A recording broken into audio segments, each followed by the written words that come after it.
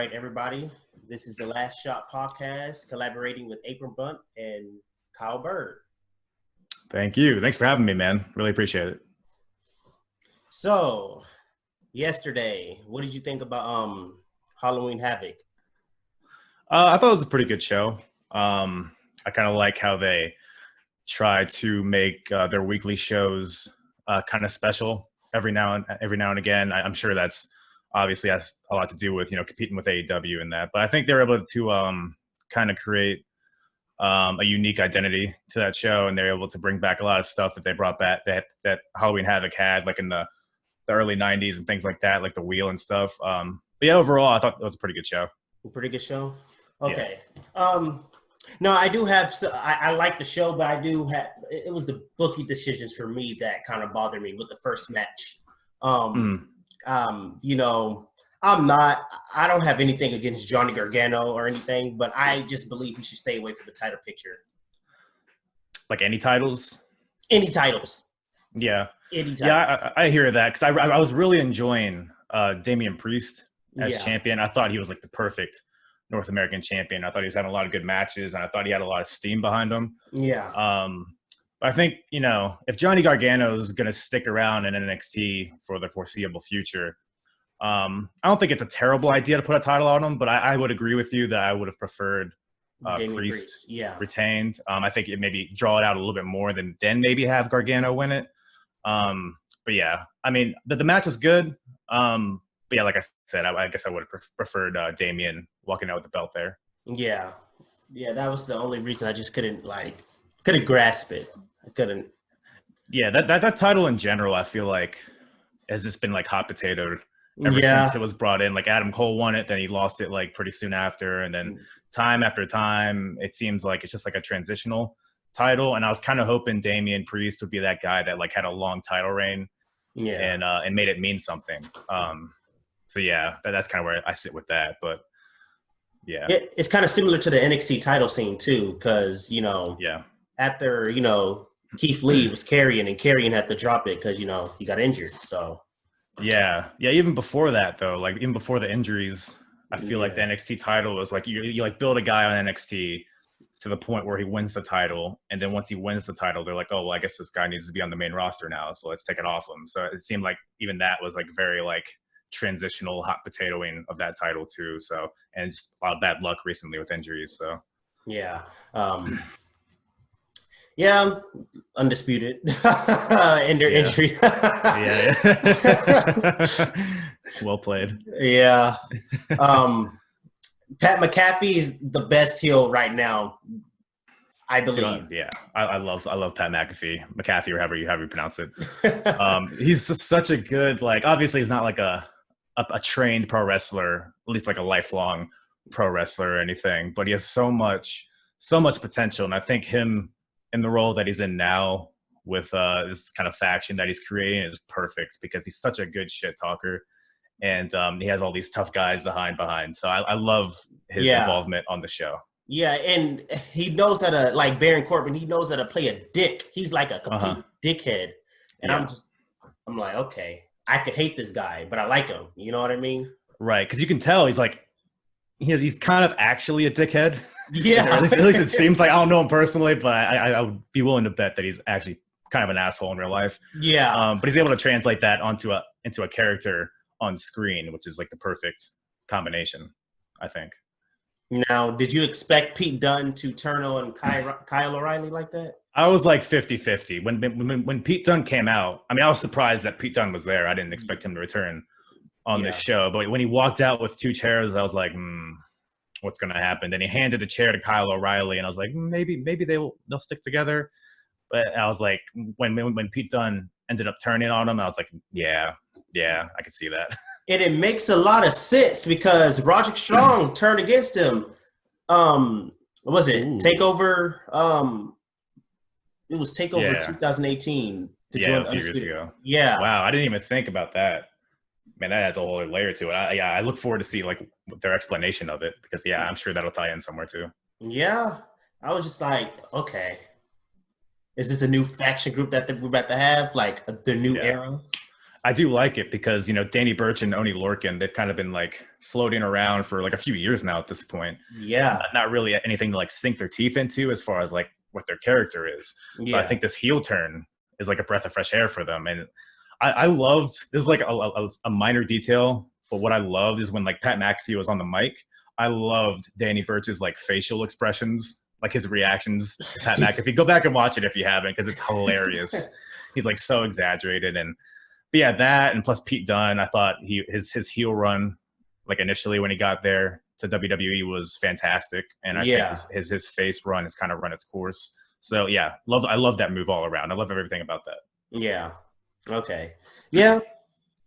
And what did you think about that Haunted House of Terror match? I will say this: I think Cameron Grimes is like the perfect person for that. If you're gonna do it with anybody, I think Cameron Grimes, and how like exaggerated and like cartoonish he is. It's like, because that's, if you're gonna do a segment like that, you got to make it like as ridiculous as possible. And I think Cameron Grimes did the best, better than anybody else could have done. But after a while, I don't know. It was some silly shit. I don't know. What did you think about it? I thought it was pretty funny. In the middle of it, I was like, "Yo, what the hell?" Like, how'd you think about him trying to have sex with a demon in the shower? I was like so shocked that they put that on TV. I was like, WWE didn't do this. Man, it was like that's bold. That was bold, especially with everything going on with the speaking out and all that. I was like, okay, they're going for it. But I was like, and then NXT, certain NXT wrestlers and the allegations they have against them, I didn't think they were gonna do something like that. Yeah, I mean, she was asking for it though, right? I guess she was in the shower. I guess. Yeah. I'm surprised. I mean, I haven't seen any backlash for it, but I'm surprised there's not like outrage. Yeah. I checked, after that I checked Twitter. The first thing to check Twitter, well, I was like, okay, I guess. Yeah. One thing about that match though was Michael PSA's in that orange. What the fuck was that? Why? Nobody asked for Michael P.S. Hayes to be involved in was like, yo, what? Like, what? And he's just walking like, I was like, okay, all right. Yeah. He literally looked like a pumpkin. Well, they rolled up in the van, and I was like, why the hell are they playing Bad Street in the van? It doesn't seem like it like matches the tone of this. And then he walks out, and it's like, oh, of course. Yeah. And so we get to Rhea versus Gonzalez, right? Mm-hmm. Yeah. I agree. I had a tough time caring about this match. Yeah, I mean, I get it. It's like two big jacked up women fighting. Yeah. I feel like that's really all it was. Yeah, it was. I fell asleep, I will tell you that. Yeah, I kind of tuned out. I mean, I think they're both like solid, wrestlers, both like their look and what they can do in the ring. But I feel like this match kind of lacked some sort of heat to it. Yeah. And it really, like I said, I was pretty indifferent to it, which is never good. Yeah. For a wrestling show. And the build-up was pretty bland. It was just like, I'm a big girl and you're a big girl too. I hate you. Yeah, and it seemed like it was like 2 weeks of build maybe. Mm-hmm. Like I feel like they could have dragged it out a little bit more, but maybe this is just like the first step in it. Maybe they'll build up to something more. I hope so. Yeah, Rhea Ripley. That's like I get it. She has a good look, but to me, like I don't really understand the hype behind her. I don't like dislike her or anything, but I always find myself being very indifferent in like everything she's involved in. I can understand that. Yeah, but like I said, I mean, she has a ton of potential. I think she's like I said, she's really good in the ring and she's good enough on the mic. But I feel like she just needs that like one storyline to like really like make people care about her. I think that's what she's missing. That's what they tried it with Charlotte. They tried it, and even that, it couldn't even. Dude, don't even get me fucking started on Charlotte. What's your opinion about Charlotte? Man. Dude, if Rhea would have beaten Charlotte at WrestleMania, it would have been a game changer for everything. Yes. Like because the whole premise of Charlotte winning the NXT title. So when she first won it, I was like, okay, she's gonna beat some people, she's gonna have some good matches on NXT, and then ultimately it's gonna culminate and to somebody beating her and then getting shot to the moon, which never happened because remember, she lost the title by pinning Rhea Ripley, not pinning her, pinning fucking Rhea Ripley, who had just fucking lost to Charlotte at WrestleMania. So it's like they just threw her in the ocean. Like, I guess we're done with you then.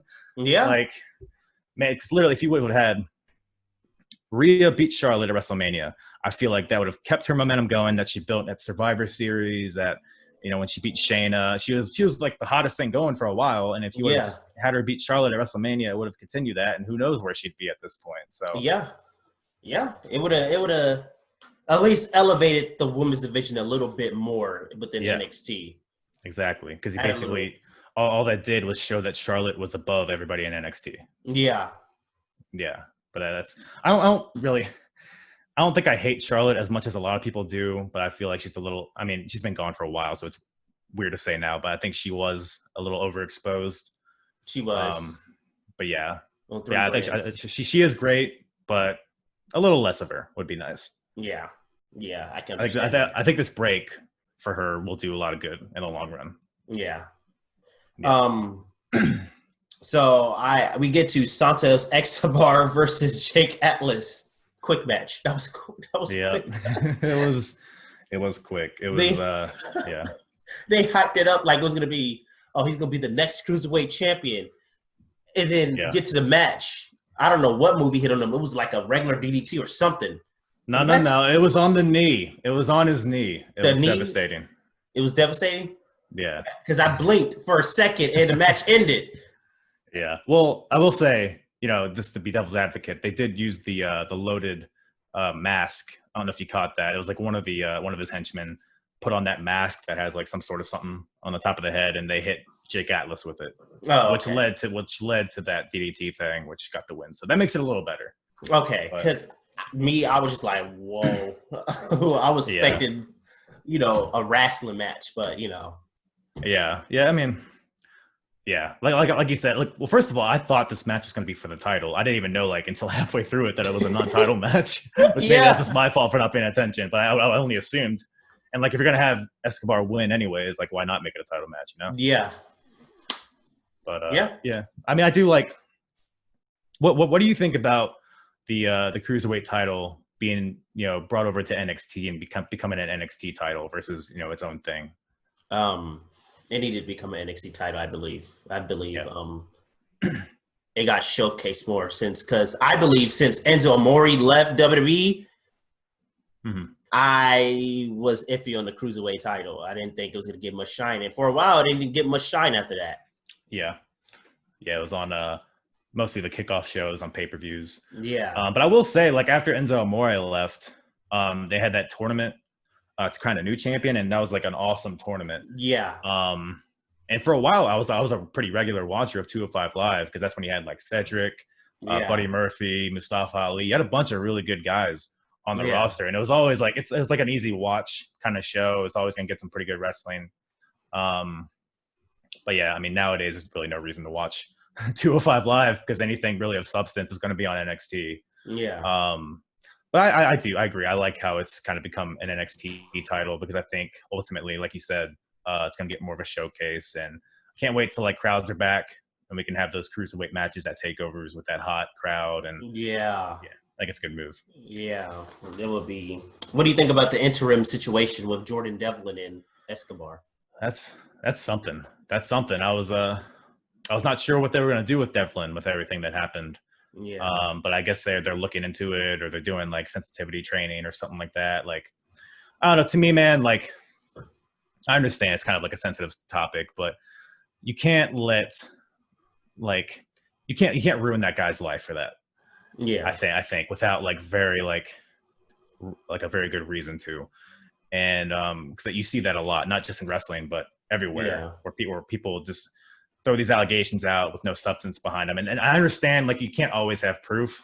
I'm not gonna be this guy oh, show me the proof of this abuse. There's not always proof, but there's a balancing. You got to kind of look at both sides of it, and I think they've done the best that they can to mediate it. They took them off TV for a while, and who knows what they're doing behind the scenes. But as far as the interim situation with the title. I don't know. Is it going to lead to a unification match of some sort eventually? I mean, I would assume so, right? I know. Yeah, I think they're gonna do that because you can't have like one title, the UK, and then one title, and then NXT. Yeah, I agree. Did you see? Do you watch NXT UK by any chance? Yes, I do watch NXT UK. I actually enjoy it because of Walter and Dragunov. I love it. I can't wait till their match today. It's like in a few hours, I think. Yeah, it's gonna be killer. What do you think is gonna win that match? Walter, I think, because their tag match. They had a real. By the way, it was an awesome tag team match last week. But Dragunov got the pinfall there, so I have a hard time believing they're gonna have Dragunov pin him in that tag match and then go and pin him again in a one-on-one match. Plus, Walter's just he's the fucking best, man. I mean, he's awesome, and I feel like they're gonna have a pretty lengthy reign with him. And I love Dragunov too, but Walter's the guy right now, I think. Yeah. I think Walter should hold that belt. He's the type of person to hold it for 1,000 days. Oh, for sure. For sure. I think he should beat Pete Dunne's reign, which was like, 500 something days? Yeah. Yeah. I think he's beating it right now, I believe. Is he? I think so. He could be. I haven't thought about it. I guess there was a few months there where he wasn't defending it, so yeah. He's at least close to it, if not beating it already. Yeah. We get to okay, first, what do you think about Shawty's outrageous outfits during the show? Man, my body did not want to know what to do when I looked at that. But I think she did a great job as host. I think there was nobody better for it. I think her charisma really blended well with it, and her outfits were they were something. Let's put it that way. I would say that she's fine. Yeah. Yeah.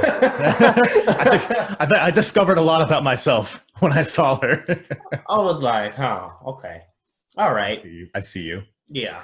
I believe I think she needs a title run in near future. Yeah. It doesn't have to be a long one. Give her a Jeff Hardy type title run, like 30 days, I wouldn't hate that. I think I think she's one of those people who's like her character is her appeal. So I don't necessarily think a title run is needed like right now, but I think eventually you want to have her beat somebody significant at least. Yeah. She's like on the borderline, like, what you call it? I want to say the Fiend, because the Fiend does not need to touch a belt in his life. Yes. Thank you. Thank you.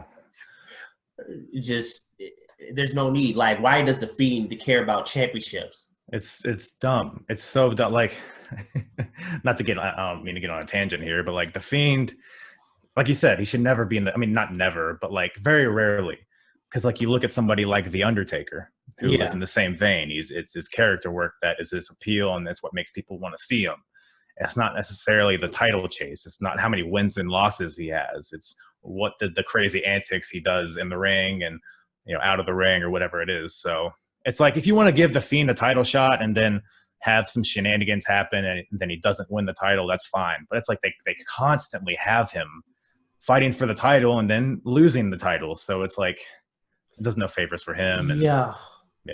You know how now I would tell you I outraged like an angry Mark when Goldberg speared the shit out of him. I was like, no, they're not gonna do this. And then they did. They did.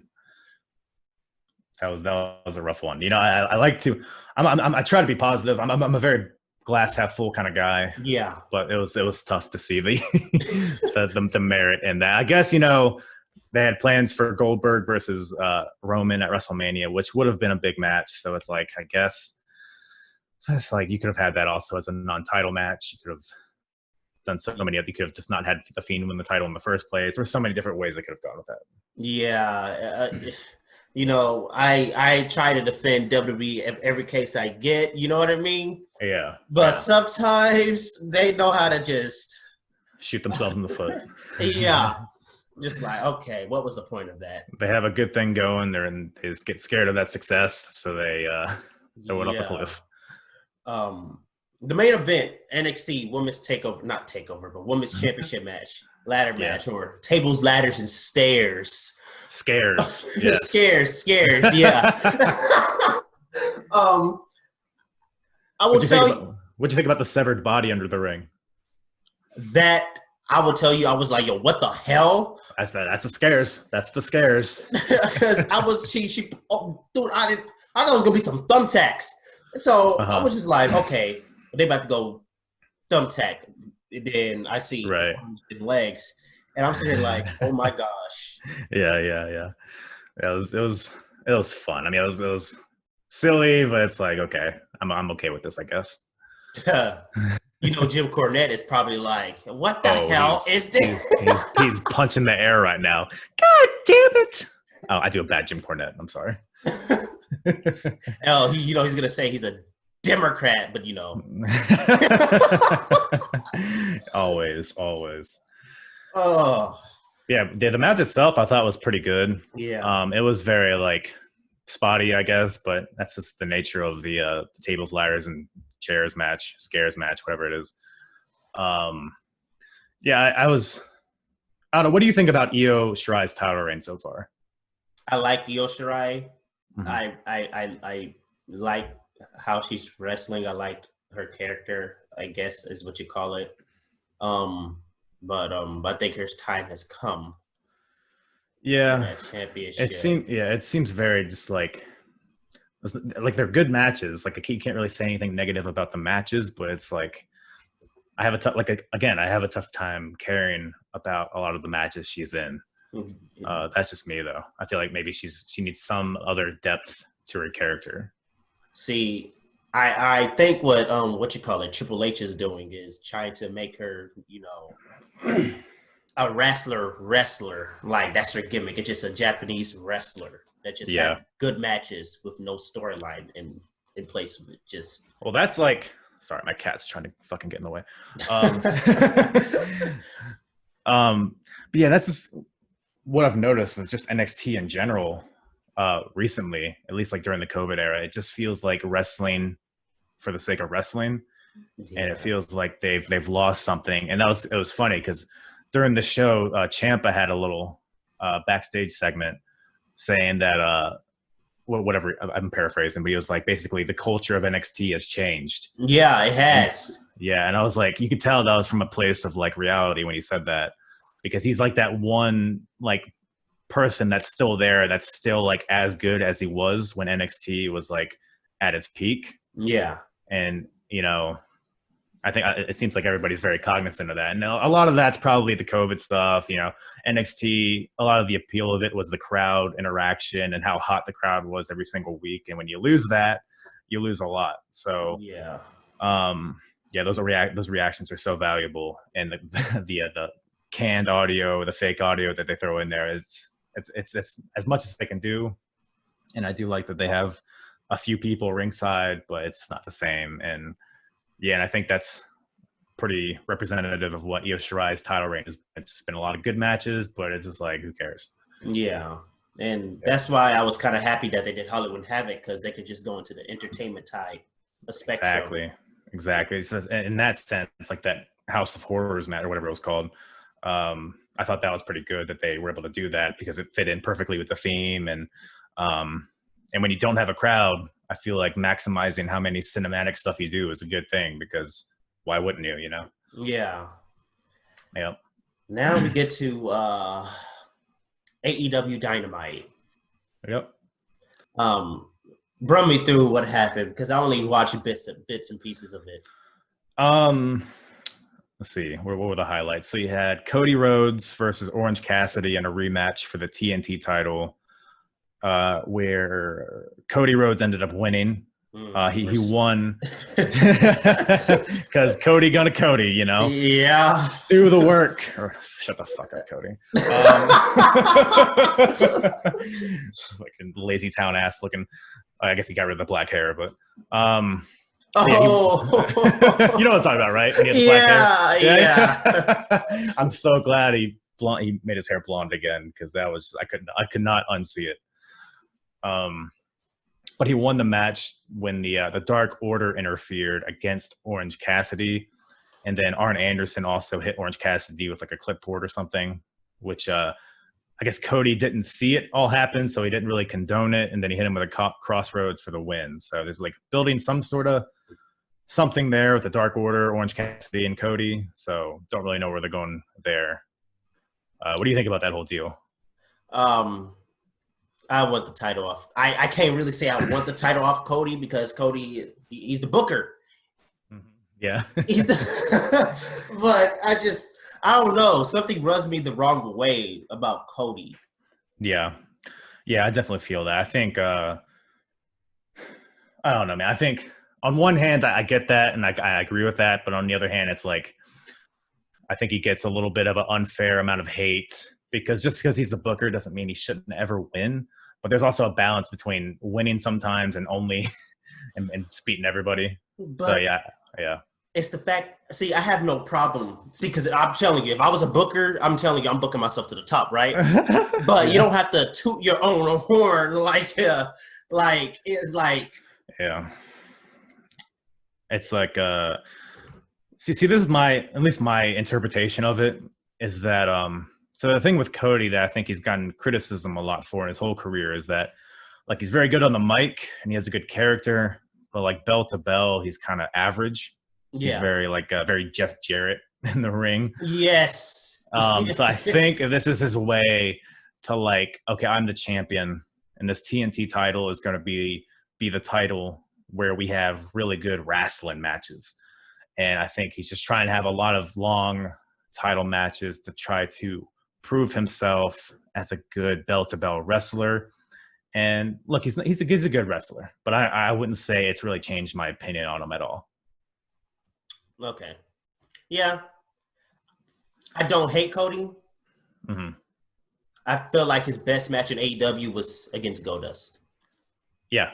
Oh, yeah, for sure. And those style of matches are what I strongly prefer over like the spot fest lucha matches that they do a lot of times. I turn the channel every time I see.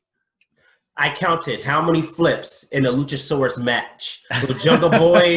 I counted, I will tell you it was 14 flips. 14. I believe it.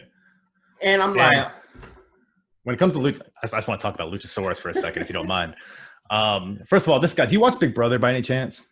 No, I do not. But do you know what it is? Yes, I do. So he was on Big Brother, if you didn't know. And he was an asshole. Like he was a pretty hateable dude on that show. And that's like his true personality. So it's like I struggle to like him. But it's like, okay, he's a different character. He's a dinosaur. It's like it's fun. But then like when I watch him in the ring, like he's obviously like a pretty athletic dude and he has a good look. But some of the stuff he does is so like soft. Like he's very like slow. And everything seems very telegraphed. And whenever I watch him, I'm like, oh, we're watching a scripted, choreographed dance and not like a wrestling match. You know what I mean? Yeah. Tumbling, basically. Exactly. And that's a lot of what you see, both like even in NXT, you see a lot of that. You also see it in AEW. Yeah. And I think when they stray away from that, because like I said, like Cody versus Dustin, that's like the style of stuff that I think they can thrive off, or even like the revival match or FTR matches, like stuff like that. I think is where they're going to like build their audience and like create something that's actually unique in the wrestling world. Yeah. Or, Brody Lee too. Yeah. We were talking about, sorry to cut you off, but we were talking about the TNT title. I was kind of hoping he would have a long reign himself. Oh yeah. Yeah. I was like, what's it called? The dog collar match. I was like, that's a perfect match for Brody Lee to win. Yeah. Yeah, it was bizarre because I loved the squash of Cody when he initially won the title.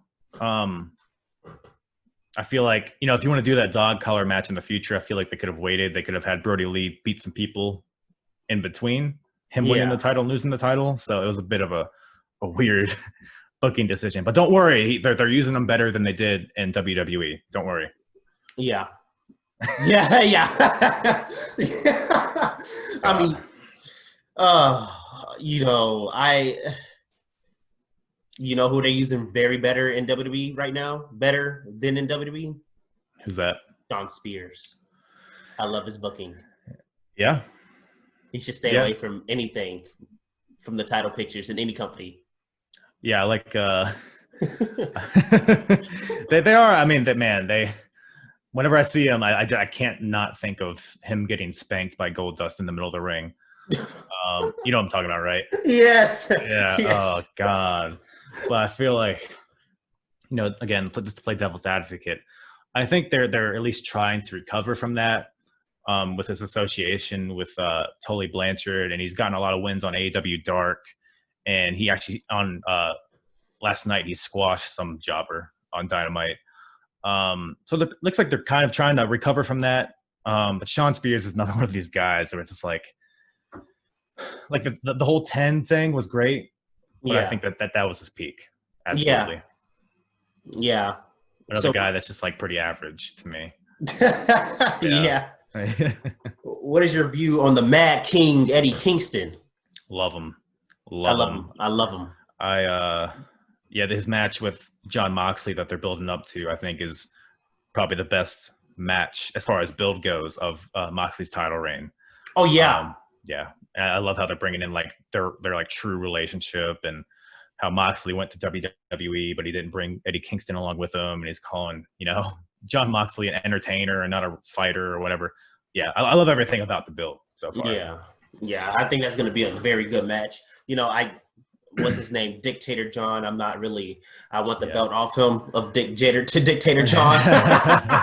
But, you know, that's another one of those guys where it's like people are like, oh, they're using him so much better than Dean Ambrose was. Oh, Moxley's a completely different character. Like, is he? He says shit sometimes now. But that's pretty much it. And raises the middle finger every once in a while, every other 3 other shows. But, you know. He does a pile driver every now and again. Otherwise, he's the exact same dude. Yeah. Which is fine. I like Jon Moxley. But to act like, and I'm sure he probably has a lot more creative freedom, maybe he's just more comfortable in AEW. Who knows? But to act like he's like a completely different reincarnation than he was in WWE is a bit silly, in my opinion. It's Now, okay, so I do defend WWE a lot, but I will say that company, even from watching it, can drain the hell out of you. Yeah, absolutely, I agree. And that's kind of like, when it comes to like ratings and stuff, I get annoyed because it's like, okay, you watch SmackDown for 2 hours. Yeah. Then Sunday comes and you might watch a pay-per-view for 3 or 4 hours. You might not. You watch Raw for 3 hours. Yeah. Then you had all the documentaries and the 205 Live and NXT UK. You have all this WWE content during the week, like over 10 hours easily every week. Yeah. And then Wednesday comes along, and then the fan has a choice. Do I want to watch 2 more hours of WWE, or do I want to watch 2 hours of something a little bit different? Yeah. Now, me personally, if the cards are like the same as far as build, like the interest is the same, I'll always pick AEW to watch live. And that's not necessarily because it's a better show or it's a better company. It's just because it's something different. And I will say one thing. I like entertainment-based stuff, so I go to AEW on Wednesdays. Because sometimes I don't want to sit there and watch a wrestling match all the time. You know what I mean? Yeah, absolutely. I agree with you.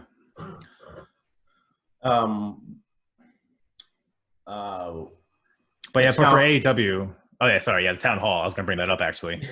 Did you get a chance to watch that or no? Yes, I watched the Town Hall. Thoughts?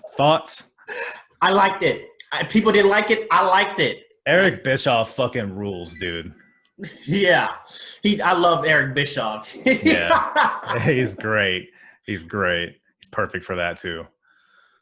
I would love to see him in like a permanent role of some sort. GM. I would like to see a GM, Eric Bischoff. And it doesn't even need to be like evil GM Eric Bischoff. It doesn't need to be like a thing, right? It could just be a guy that's an authority figure that makes the matches, you know? Yeah. Because he's so good at it.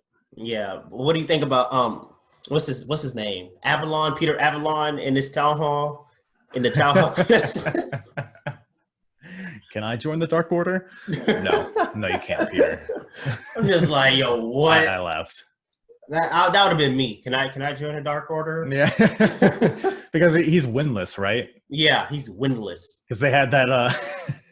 I didn't watch it, but I heard about it. It was like him versus Brandon Cutler, who's also winless. And then they had a double TQ or something. So they both lost.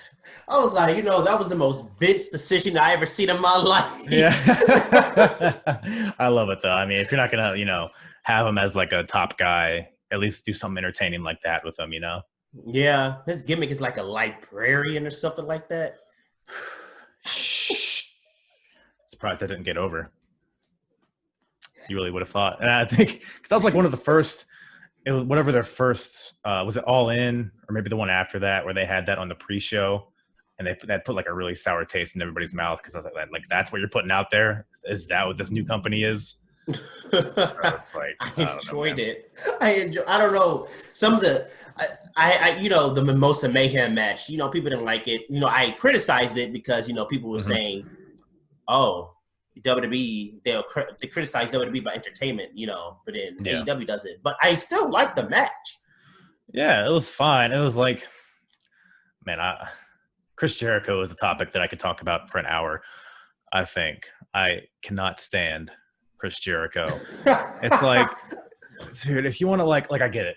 You're gonna put him with Orange Cassidy because Orange Cassidy is a super popular dude, and working with a guy like Chris Jericho gives him that rub.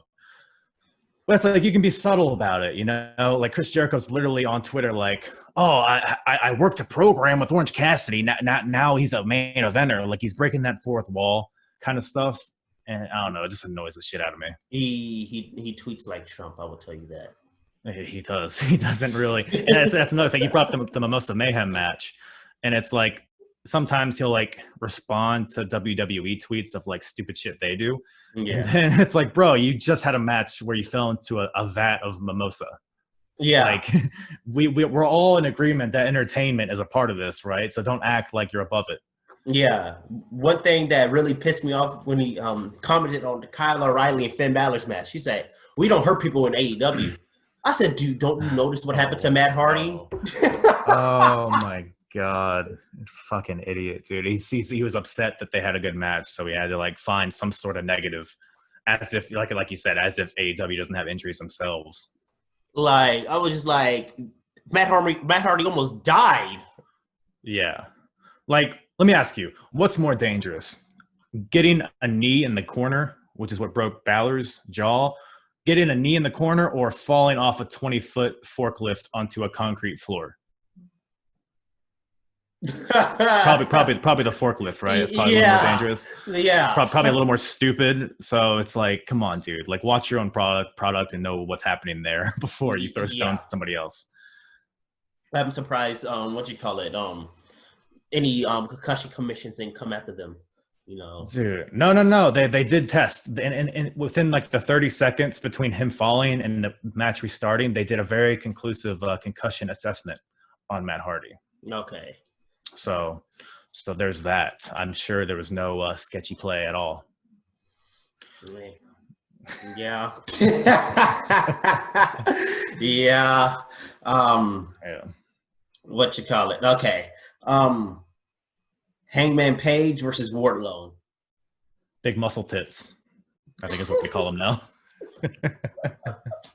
Big muscle tits. I think that's the nickname they're trying to get over for Wardlow. But I like it. It's better than Mr. Mayhem. I'll give it that. Yeah. I love Hangman Adam Page. I love him. He's fantastic. He's probably one of my favorites on the AEW roster right now. His theme song is phenomenal. do you just walk around your house listening to it to get hyped up? Yes, I actually do. I have it on my playlist on Apple Music. And when I'm working out or mowing the lawn or doing something, I have that playing. Just doing curls to the beat of the song. Yeah. It gives me a nice southern vibe. I'm just like, I love it. Isn't that what we all need? A nice southern vibe. Yeah. But yeah, I like the match. I think this whole tournament was good, even though I think it was pretty obvious like what it was leading to. Yeah. Which was Page versus Omega, which is fine. I mean, you want to have some good matches leading up to a good story. But I think that kind of diminished like the unpredictability of it a little bit. But yeah, as far as Page versus Wardlow goes, I thought it was a pretty good match. It's probably Wardlow's best match since he's been there. Yeah. I think that dude has a lot of potential in the future because he's still really young, and I think he has a lot of growth to go. So yeah, I enjoyed it. And I'm gonna go back to last week. You know what's the most funniest thing I ever saw on Dynamite? What's that? Omega squashing Sunny Kiss. Man, Twitter did not like that. Oh my God. This homophobic, transphobic company had a homophobe Kenny, who's, by the way, he's like, isn't he gay? I don't know. He's gay. He's gay. He's gay. I think it's rumored. I don't want to get whatever. He came out on his Instagram. Yeah, like a few years ago in NJPW. Okay, well, yeah. But yeah, that being said, it's like there's people talking out their ass, don't know what they're talking about. And that whole thing, like, first of all, it's supposed to be Joey Janela, who like tested positive for COVID that day, so they had to change it on the fly. Yeah. And dude, that match is going to be the same whether or not it was Sunny Kiss or Joey Janela. Yeah, and it makes a lot of sense because they're telling the story of Kenny Omega's evolution and his transition into like a previous character in the Cleaner. So he was going to squash whoever was in front of him. It has no bearing on what Sunny Kiss's race or his orientation is. Yeah, and it's just silly. I would have squashed him seconds less than that, to be honest. Like if I was booking that, I mean, it makes sense. If you would have had Kenny Omega say have a 10-minute match with Sunny Kiss, it just defeats the purpose of what you're trying to do. Exactly. I thought it was perfect what they did. Really make Kenny Omega seem legit because he hasn't seemed legit as a singles in a while. So yeah, and I've been wanting because I love Kenny Omega and all, but he lost all his star power from NJPW. Yeah, it was to AEW. It was just. It's one of those things. I heard him in an interview say, he wanted to be like in all aspects of wrestling. So he did the singles thing in Japan. So he wants to also be like a good tag team wrestler and a good hardcore wrestler. And he had that match with Moxley, that like death match, whatever they called it. And then he had that whole reign with Page as the tag team champion. So I think that was him just kind of experimenting on things that he has always wanted to do. But I feel like his value is at its highest when he's a singles guy. Yeah. That's just like putting Brock Lesnar in a tag team match. Yeah. Exactly. Hey, but it works for some. It works for there's certain people who are high caliber that can diminish themselves and still be a star. Yeah, and I think he can definitely, come back because they're already doing it, right? Like we just said, he kicked the shit out of Sunny Kiss in like 10 seconds. Yeah. And then he, in this match last night against Pentagon, he won. And now he's going to face Adam Page at a pay-per-view in a major match for a number one contendership spot. So I think, assuming he wins that, which I think he will. Yeah. Maybe have him be the one that takes the title off of Moxley. Yeah. I think would be awesome. That's most likely going to lead to it. Yeah, because that's like kind of full circle, right? Because that's kind of the Omega Moxley storyline was one of the first big storylines they had in AEW. So now it's kind of come back around. Yeah. Tell me why the hell that AEW does not showcase its women's championship, but a different company's women's championship. It's God, I don't even know where to begin with that. Like, I think the problem with their women's division, there's a lot of problems, but I think one big problem is that there's no like centerpiece. There's no like legend. There's no like credible women's wrestler on their roster, like to the mainstream at least. I feel like if you had somebody like I don't know, like a Gail Kim, I think Gail Kim, if she were to come to AEW, would be awesome because now you have somebody that is like a foundation and that can help get other girls over. Because if you have just two no-names fighting each other, nobody's going to get over because nobody's going to care. So you have to have somebody, because this goes back like to Chris Jericho versus Orange Cassidy.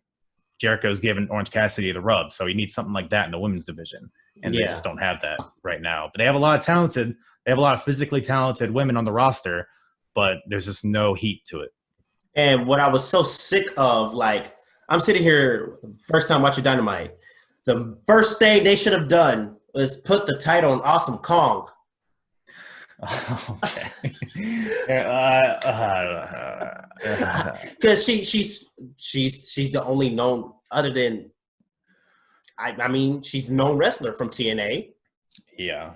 From yeah. I see where you're coming from, but at this point, Awesome Kong is so broken down, and so because she was involved for a while with Brandy Rhodes, and it's like every time she got a physical, it's like she clearly can like barely move anymore. That's true. So it's like I don't want to really see her in wrestling matches, but maybe like put the title on her and then have somebody beat her like pretty quickly. But yeah, I wasn't a big fan of Riho. I think putting a title on Nyla Rose first would have been a better call than that. That's true. That's Nyla Rose. She's a beast. That's what they tell me. That's what they tell me.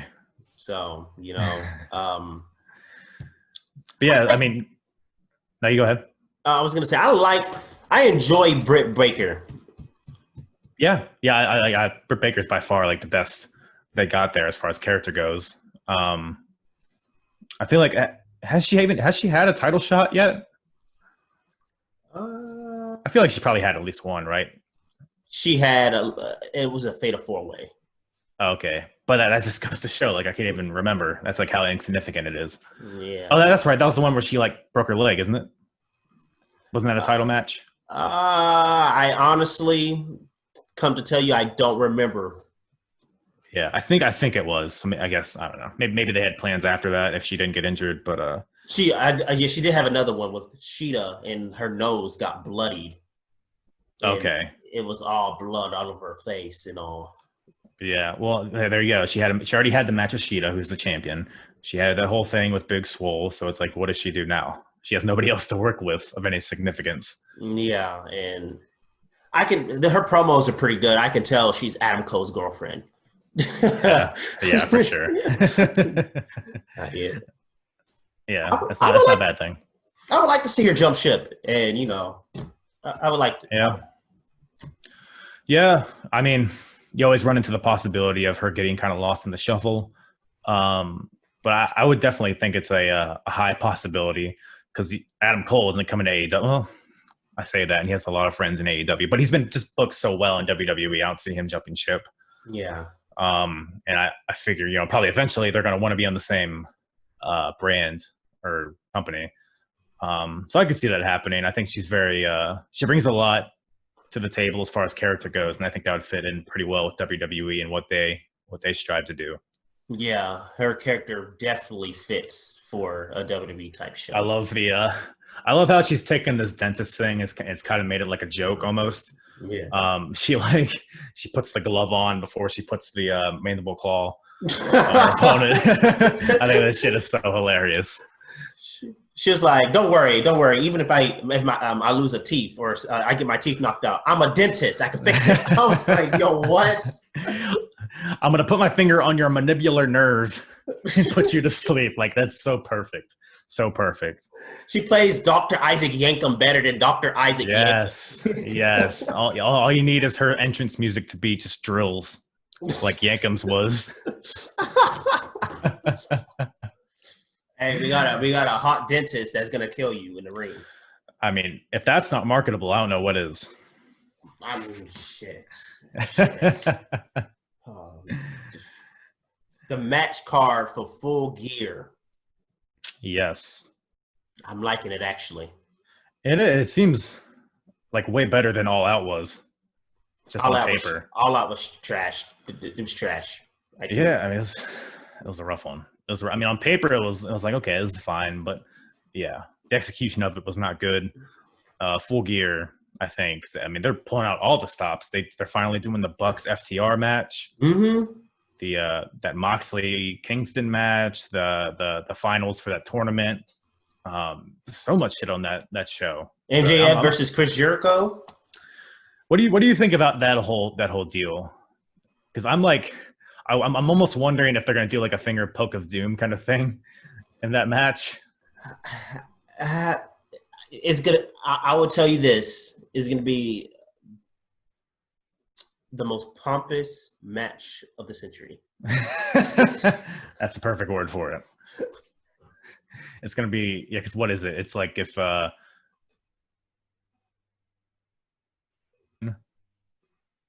don't know if they made that like explicitly clear or not, but that seems like what they're going for. So I'm almost wondering if like Jericho's just gonna like lay down and then MJF's gonna pin him and then they're gonna hug and then it's gonna be a whole thing. If that happens, I don't know how I'm going to react. I'm just gonna be like, okay, whatever. Yeah, but if it's an actual match, I think it'll be a spectacle of some sort. Good, bad. It'll be interesting to say the least. So, what do you think about?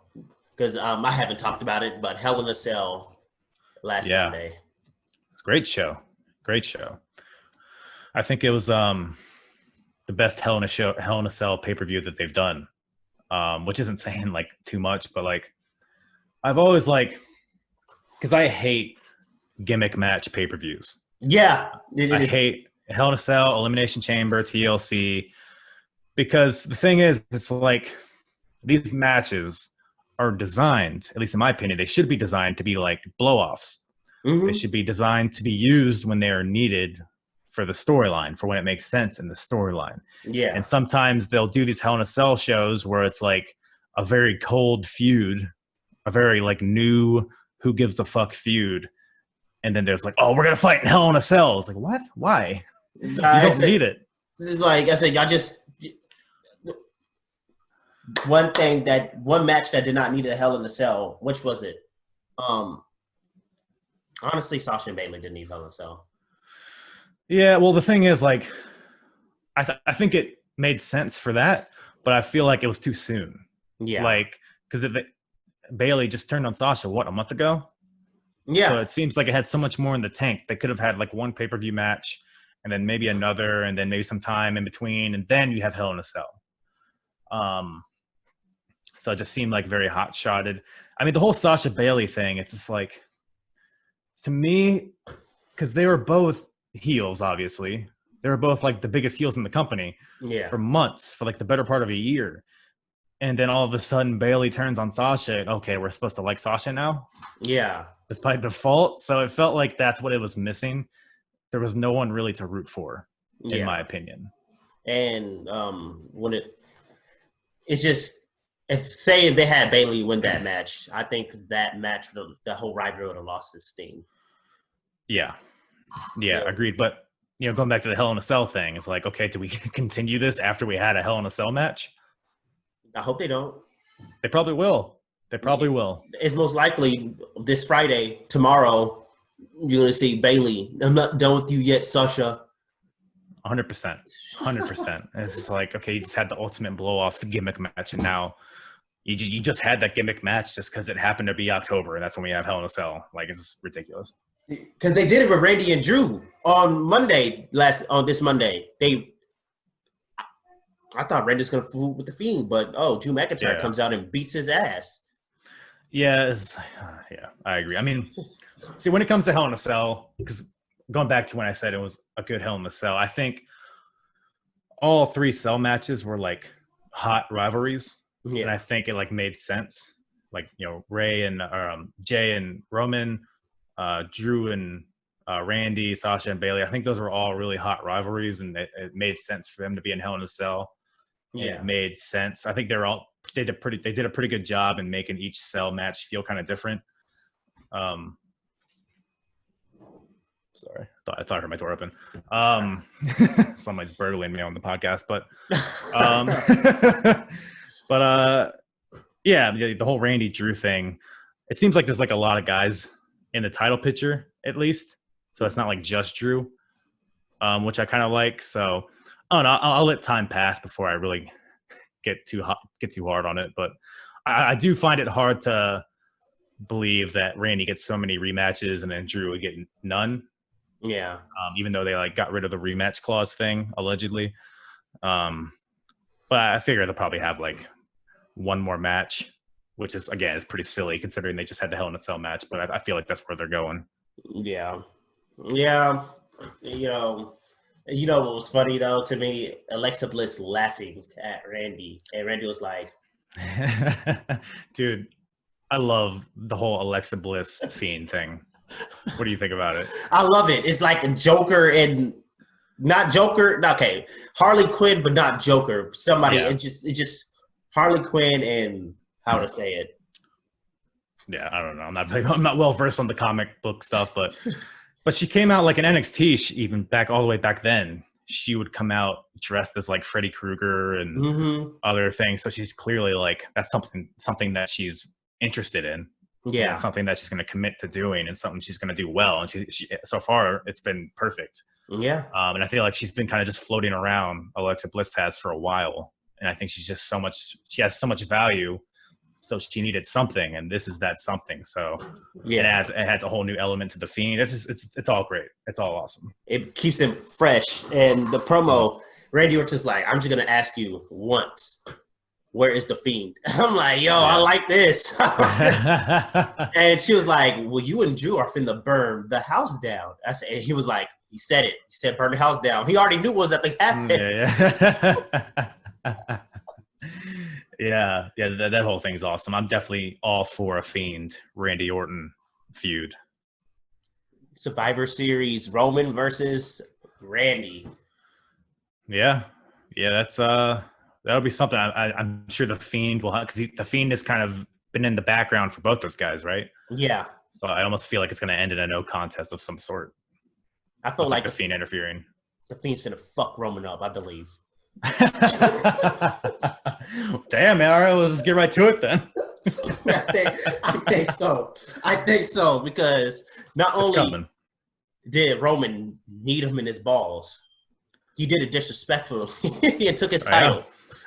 Yeah, the Fiend never forgets. The Fiend never forgets, and I feel like Roman still has this whole thing with like the Samoan family with the Usos and stuff, and maybe it'll be, a match with The Rock or whatever.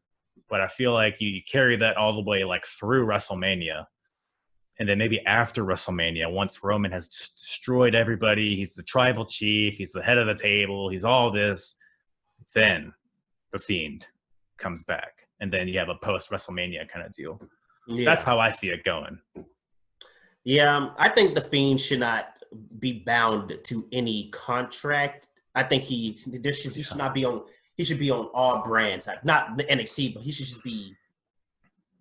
Man, dude, I got so annoyed when he got drafted. Him and Retribution getting drafted. Like, yeah, I guess in kayfabe they have contracts, but it's just like, come on, why would you want the? I will tell you the bullshit explanation of what they said. It was like they would cost so much destruction that we have to sign up to WWE contracts. I'm like, dipshit, just call the police. Call the police.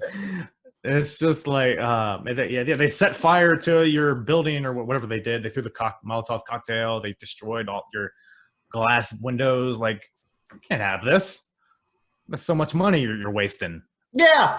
Oh my God. Oh my gosh. Someone busted my window open. Hey. You know what? What you showed was guts. I'm gonna send them to the car. Here's some money. Here's $1 million. Take it. Yes. Here's your locker room. This is where you address. Do you think they print out the little labels over their locker that has like Mace, Teabag, or whatever their names are? Probably. This guy's man. What do you think about Retribution? Me too. It's just one of those. Oh God! Whenever I see him, I just feel like it just seems like a watered down Nexus, or a watered down, core or Invasion, like back in the Attitude Era days. I feel like I just have no reason to be threatened by them, especially by Mustafa Ali, who's like 5'8". I will say I do like Mustafa Ali. I feel like he's a good mouthpiece, but like you said, like I'm not going to be physically intimidated by him. Like he's 195 pounds, right? Yeah. 5'8". Mm-hmm. Yeah, he's pretty chiseled though. Yeah, he's got some pecs on him, but him luscious hair. It's him leading a stable over Dynamite Dijakovic is what bothering me. Okay. Dynamite Dijakovic seemed T-Bar, goddammit. Don't be disrespect. Put some respect on his name. You telling me somebody that's 7 foot, at least 300 pounds, is not the leader of that stable? Bro, he's just misguided. He's a misguided soul, and he needs Ali to show him the light. Like, does that clear it up for you? Yeah. Oh man, and he got just the former commentator that got shit canned by Brock Lesnar a while ago. now all of a sudden I'm supposed to be scared of him. I put a Bane mask on. Oh shit, he's scary. Like the way the Hurt Business did Retribution, I can't be. I'm more threatened by the Hurt Business than Retribution. Yeah, absolutely. And I think if there's a positive in anything, Retribution say they're buried or whatever, but the Hurt Business has looked beautiful these past few weeks, and I feel like, personally, I'd rather put my stock in the Hurt Business than fucking Mace and Slapjack. Yeah. Bobby Lashley has made that United States title feel like, I don't know. It's just the way he carries himself makes it feel like an actual championship. Yeah.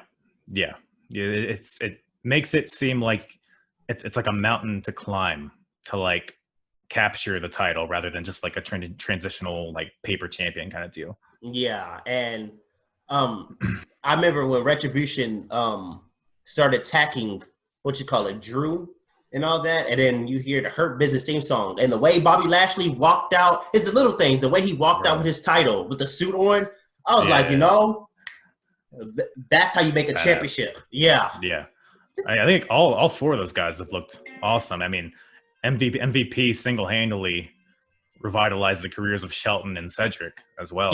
Yeah, I believe it's, Shelton, I'm glad he's getting his rub. Cedric Alexander, I'm glad he's getting his rub. Mm-hmm. I like it. It's MVP is great. I love him. I've loved MVP ever since he was on SmackDown in like 2007. I think he's just so good on the mic. He's a black Paul Heyman. Yes. He's, how would I say it? He knows how to like build up everybody involved. It's not just how great he is, how great the Hurt Business is, but he can build up everybody to make things like mean something. Yeah, he's like Bobby Heenan. I would put it like that. Man, that's not a comparison I've ever thought about before, but I would entertain it. Yeah, the Hurt Business has been making it keep me glued during Pandemic Raw, when they're in the Performance Center, and now in the Thunderdome, and in the Raw Underground. Their introduction in Raw Underground. I was like, they look like some real hitters. That was by far the best thing that we got out of Raw Underground was just them coming in and just shitting on everybody. It was like, you say, who want to fight Bobby Lashley? Who want to fight Bobby Lashley? I was like, come on. I wouldn't fight Bobby Lashley. Fuck that shit. I'm out of here. See me, they got me so hyped. I want to get it underground and get my ass beat by Bobby Lashley. Yeah, we put it that way. That might be fun too. Yeah, like I like this. Yeah. What are they gonna do with Daba Kato? I don't really care, to be honest. I mean, he's a pretty he has a good look. He's a pretty intimidating looking dude, but they have a lot of big, scary dudes on the roster. So it's like, I don't know. I mean, it just feels like, because with the Underground kind of going away, it feels like he'll probably be repackaged at some point. NXT something. And yeah, definitely NXT for me. Yeah, that's a good point. I could see that. They need a big guy. Yeah, because they don't really try to think. Everybody's my height. Yeah. You're saying you could be NXT champion, right? Yes. I can see that. 6 foot, 200 pounds. There you go. Yeah, I'm literally trying to think of anybody, because everybody that's big is like injured. Because Karrion Kross is injured. Rich Holland got injured. Keith Lee left. Like Damian Priest, I guess, is like the big guy, but even him is like kind of like a more of a lanky dude. Yeah, long legs, basically. Yeah, and he's like an entertainer, not like a big monster, Yeah. So his entrance, I have to get on his entrance real quick. His entrance is phenomenal. Whoo, man, that fired me up. I was like standing up from my couch, headbanging myself. I don't even have hair to headbang. And the way he does, and when it gets in the ring, and the way he just dances with his entrance with the lights blinkering, I'm like, you know what? WWE champion one day. Yeah, and that's a thing because we started this talking about how Damian Priest losing the title was a bad move, but maybe they just have plans for him to move up to Raw or SmackDown. Hey, because that dude is a star anywhere you put him. So the way he looks, long black hair, tall, looks like a bartender that wants to beat somebody's ass. Dude, his voice is incredible. Yes. Oh, dude, I can't even do an imitation of it. It's so like deep. He's not and like sexual. Yeah, he has a sexual, sultry voice. He does. I'm like, okay. Got me sweaty over here a little bit, Damien. Yeah, I'm just like, hold up. Damien. Easy. But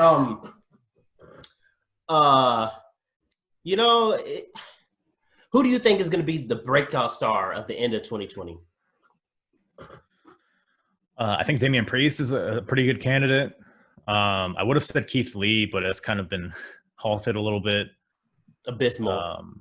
Yeah, I mean, hopefully I don't know. Maybe they'll have him work with Drew now or Randy. That could potentially, recapture the magic. And if he does a new fucking theme song, that would do a lot. They're trying to make him Brock Lesnar. Apparently he's doing lyrics for a new song. So maybe it'll be something. I don't know. I wasn't even a big fan of his original theme song either. It was very like Cat in the Hat, hippity hop kind of music. Like I liked it. It's just that when I heard his theme song when he debuted on Raw, I was like, "Yo, what the fuck is this shit?" This dude has no bars, 0 bars. Well, I get what they're trying to do. They're trying to make him, since Brock Lesnar left, and it's the same composer of Brock Lesnar's theme song. I get what they're trying to do. They're trying to make him, a big Brock Lesnar type dude. You know what I mean? Mm-hmm. Yeah. Black Lesnar. Black Lesnar. See, for all these years, I thought Lashley was Black Lesnar, but apparently now it's Keith Lee. Yeah. That's the match I want to see, by the way, is Lashley versus Lesnar. Oh, my God. Give me to it. I don't care. Even for the United States title. I don't care. Do it. Do the match. We heard it here first. He wants to see Brock Lesnar as the United States champion. Yeah, hey, I feel like that title, if Brock Lesnar held that title. Dude, Brock Lesnar would take that title and shove it up his ass. Have you seen? I saw a GIF or a video clip recently. It was from like old WCW, and it was when Kevin Nash won I think it was the television title, or maybe it was even the US title. But him and Scott Hall were backstage, and Nash had the title, and they were like playing basketball with it. And then Kevin Nash just throws it in the trash can. That's how I pictured Lesnar would treat it if he won it. Hey, I feel like he would do that. I think he would do that. Step on it like Kevin Owens did back in the day. Yeah, exactly. Almost like, oh, Kevin Owens, you disrespectful fuck. This belt doesn't match my outfit. I'm not putting this on. The direction of Kevin Owens. It's man, because they were kind of teasing like a team between him and Daniel Bryan, right? Yeah. Which I guess, sure. Especially, considering how like shallow the tag division is right now. It's shallow as fuck. It's almost non-existent. So if you want to add a team of 2 talented guys, like I guess, but like it really strikes me as like something that's going to lead to Sami Zayn and Kevin Owens reuniting. And then you have like, they already did the Sami Zayn and Kevin Owens versus Daniel Bryan thing. So I hope they're not doing that again. But they're going to do it again. They're probably going to do it again. these goddamn marks, they forgot that storyline never happened. They're going to like, damn it. Vince is like, I don't give a fuck what the WWE Universe thinks. Fuck you. That's why. Tag titles? What are those? They need to change those ugly ass belts. Man. God, yeah, I don't know what they were thinking, and I don't know why they've stuck around so long. I'm not sounding like a hater or anything, but if they're gonna design the women's tag titles to look like some sexy gold piece of shit that they gave us, it was the most beautiful title I've ever seen for a tag title. Yeah, they need to change the men's literally just bring back the world titles and the WWE tag titles. Yeah, they were like different enough, but like still tag titles and color coordinated because one for SmackDown, one has a little blue, and one has. It doesn't need to be so hammered over the head that it's like, oh, here's a blue strap and here's a red strap and the exact same design. It's like you can make it a little unique. And Roman needs to change the Blue Universal belt. Blue Universal. It's what I look at. I mean, he makes it look good. Because I was about to say, if anybody can wear that title, it's Roman Reigns. Yeah, Roman Reigns. I don't know. He's a god. I would say he's carrying the WWE right now. Yeah, for sure. A-list actor.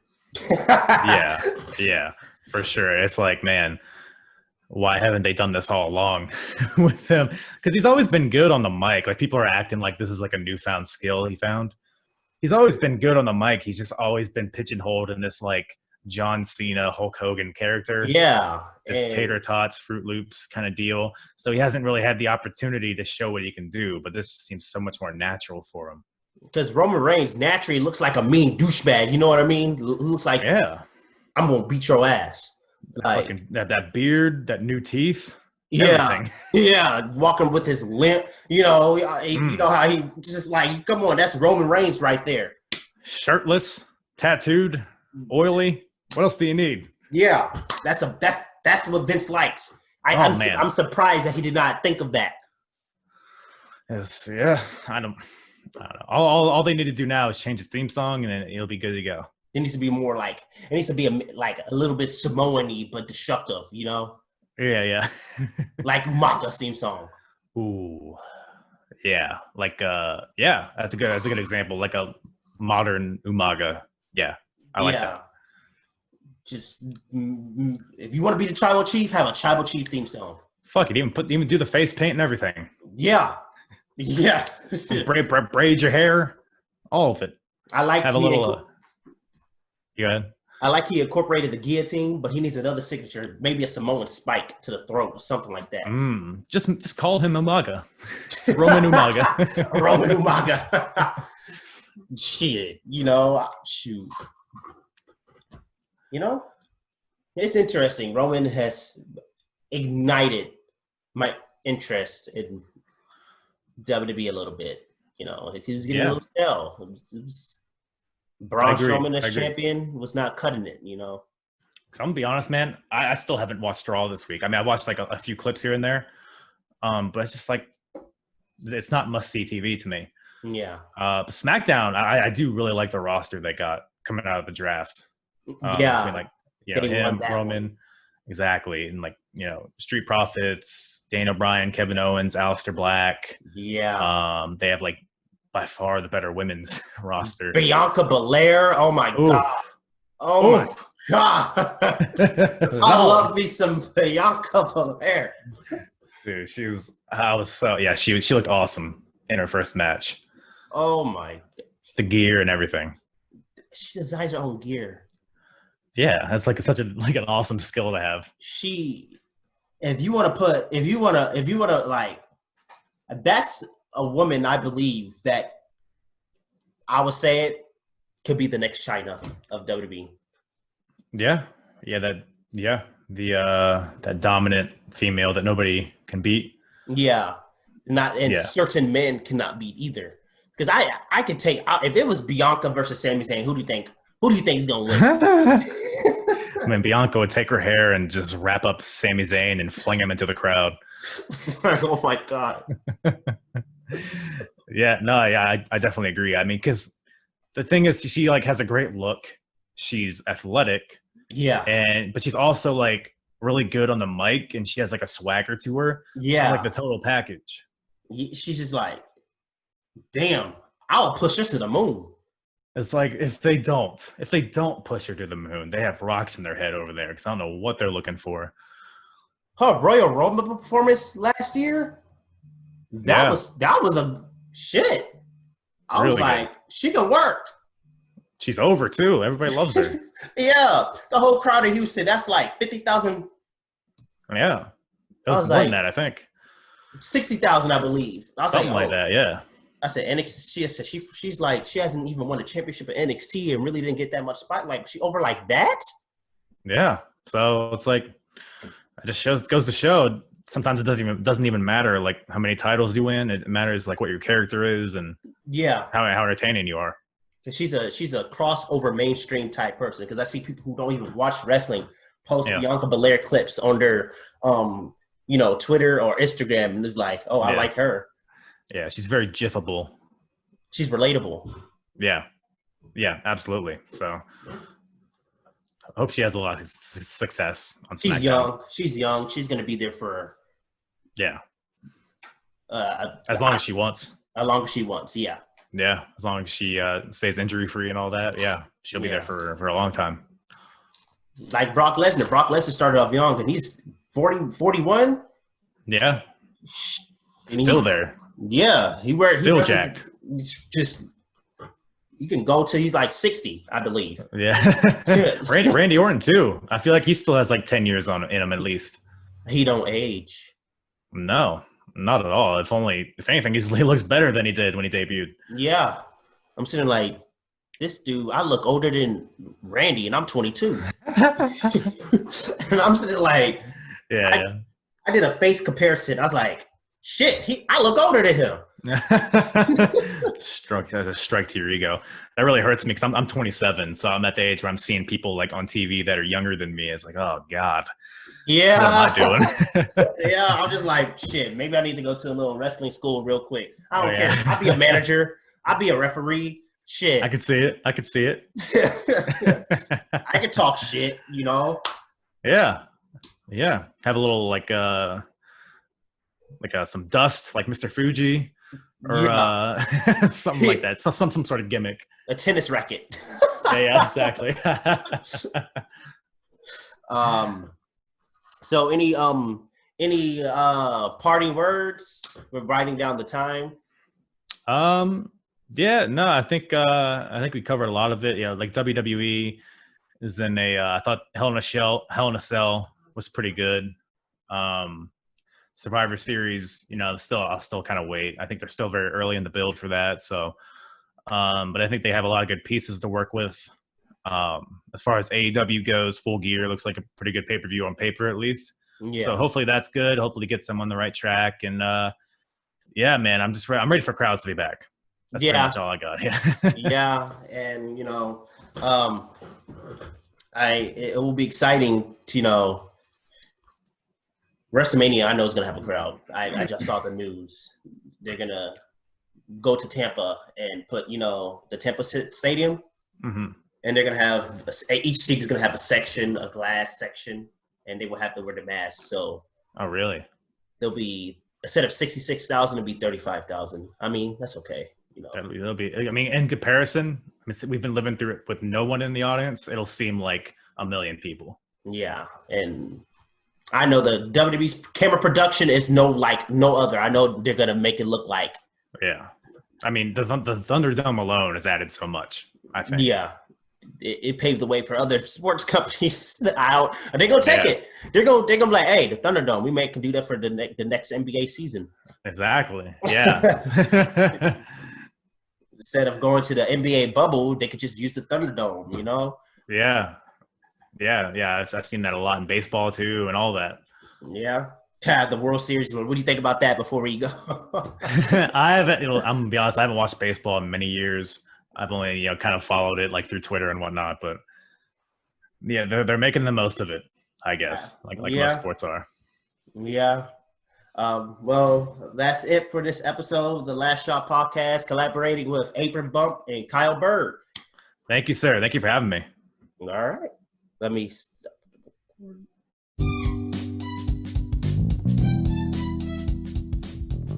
Thank you for listening to the Last Shot Podcast with Zachary Hennenden and Julian Serrano O'Neill. We are on all streaming platforms, Anchor, Spotify, Apple Music, and many more. Come back and join us in our engaging discussion.